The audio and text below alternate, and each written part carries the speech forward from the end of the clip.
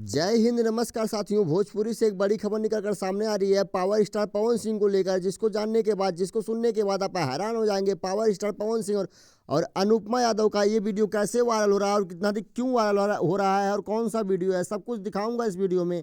लेकिन उससे पहले आप लोगों से एक छोटी सी प्रार्थना है, अगर आप इस चैनल पहली बार आए हैं और अभी तक सब्सक्राइब नहीं किए हैं तो इस वीडियो को दिल से लाइक करके चैनल को सब्सक्राइब कर दीजिए, क्योंकि आपका एक लाइक एक सब्सक्राइब हमारे लिए मोटिवेशन होता है।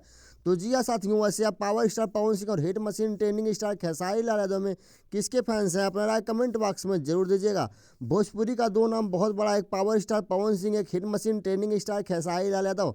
इनके गाने यूट्यूब पर जैसे ही आते हैं चंद घंटों में मिलियन व्यूज क्रॉस कर जाते हैं। और पावर स्टार पवन सिंह का एक गाना आया है सारेगामा हम भोजपुरी के ऑफिशियल यूट्यूब चैनल पे अनुपमा यादव के साथ में।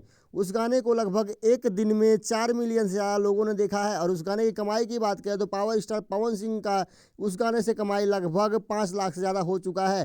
तो जी हाँ साथियों, पावर स्टार पवन सिंह के फैंस अगर ये वीडियो पसंद आया तो लाइक कर दीजिए, चैनल पर नए हैं तो सब्सक्राइब करिए। जय हिंद, वंदे मातरम।